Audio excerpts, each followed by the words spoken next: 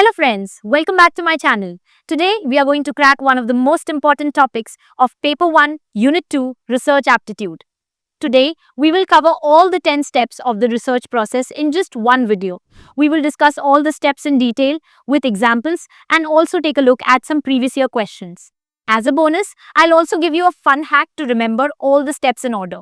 So make sure you watch this video till the end so that you are able to crack any questions from this topic with 100% accuracy. Friends, if you are looking for more PYQs on this topic, you can refer to the Unit 10 questions in my UGC NET Paper 1 book that provides you with 6500 plus solved unit-wise questions with detailed solutions and hints. But hey, what if you are looking for online mock tests that can help you practice questions in online exam format? If that's what you are looking for, you can join our newly updated online mock test series with a wide range of full-length tests available on the Arpita Karwa learning app. These tests perfectly replicate the UGC NET exam interface, providing you with a real-life exam experience. Plus, after each test, you'll receive a detailed performance report and see where you stand in the All India leaderboard. Firstly, you need to define the research problem.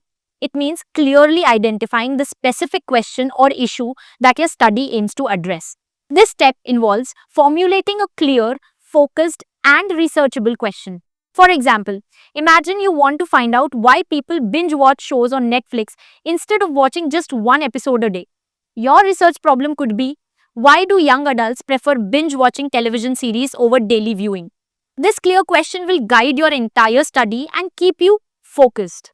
Remember, the research problem should be interesting to you, be of a manageable scope, and be relevant to your field. Friends, you can find this topic explained in detail in my Amazon bestseller, a book in which we have explained complex topics of UGC NET Paper 1 using real-life examples, images, and diagrams. In fact, our courseware on UGC NET Paper 1 book is India's only UGC NET book that comes with 100 plus video lectures and 4000 plus unit-wise solved PYQs. So do check it out. The second step is to review the existing literature on the topic of the research. It is the systematic examination of existing scholarly work relevant to your research problem. It means checking what others have already discovered about your topic. It helps you understand what has already been studied and where gaps exist. From our previous example of binge watching, this step would involve reading articles or studies about television habits, attention spans, and psychological effects. This helps you avoid repeating what others have done and shows you where you can add something new. For more such informative videos wherein we explain most important topics of UGC NET Paper 1 in less than 15 minutes, hit that subscribe button and tap the bell icon.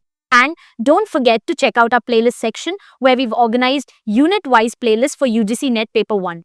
This way, you can find all the video lectures for each unit together, making your preparation so much easier. Next, identify your variables. This involves specifying the factors, traits, or conditions that can change and influence the outcomes of your research.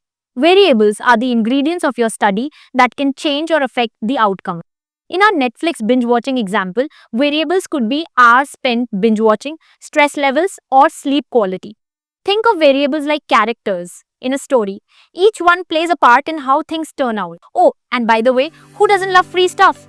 If you want even more past year questions on this topic without spending a penny, head over to our website. Under the past year paper tab, you will find all the PYQs from 2012 onwards. Ours is the only website that offers 150 plus official UGC NET Paper 1 question papers with authentic answer keys for absolutely free. So, what are you waiting for? Check the description box and grab those free resources today. After that, you create a hypothesis. Formulating a hypothesis means making a testable prediction based on existing knowledge or theory. This is your best guess about what you expect to find.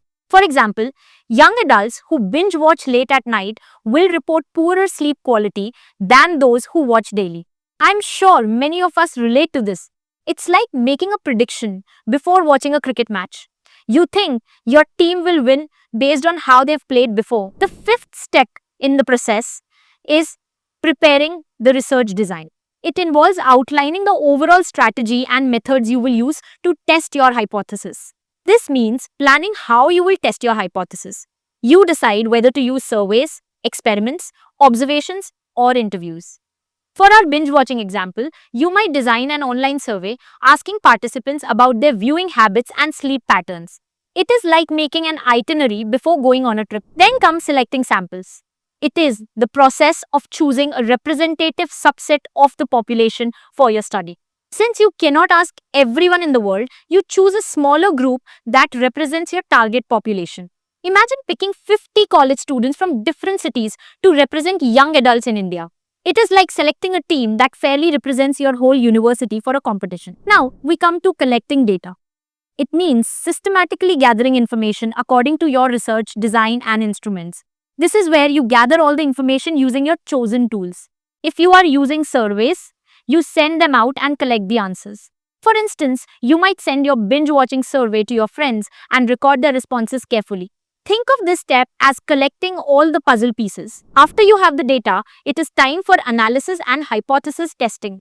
Data analysis and hypothesis testing involve applying statistical methods to examine the data and determine whether your hypothesis is supported.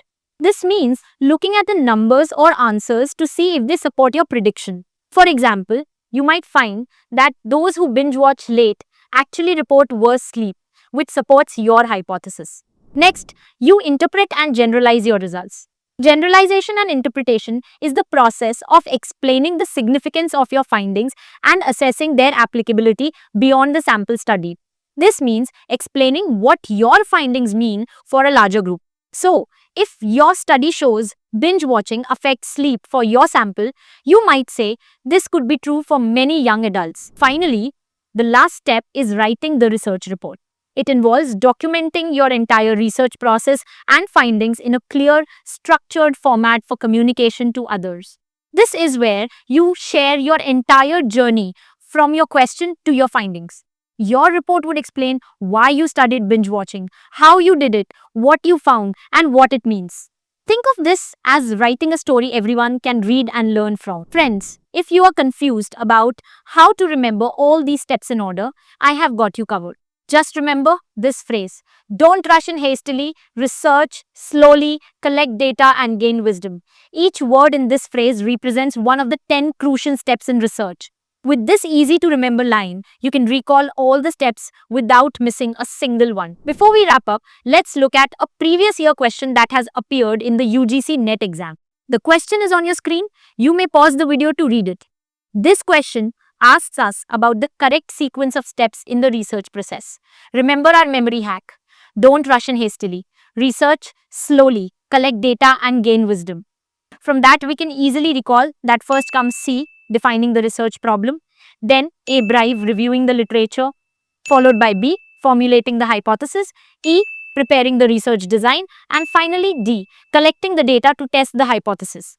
So, the correct answer is CABED, which is option 3. Friends, if you are looking for more PYQs on this topic, you can refer to the Unit N questions in my UGC NET paper, one book that provides you 4,000 plus solve unit-wise questions with detailed solutions and hints. But hey, what if you are looking for online mock tests that can help you practice questions in online exam format? If that's what you're looking for, you can join our newly updated online mock test series with a wide range of full-length tests available on the Arpita Karwa learning app.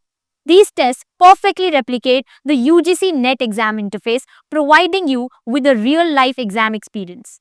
Plus, after each test, you'll receive a detailed performance report and see where you stand in the All India leaderboard. It's a great way to identify your strengths and weaknesses and level up your preparation. By the way, who doesn't love free stuff? If you want even more past year questions on this topic without spending a penny, head over to our website.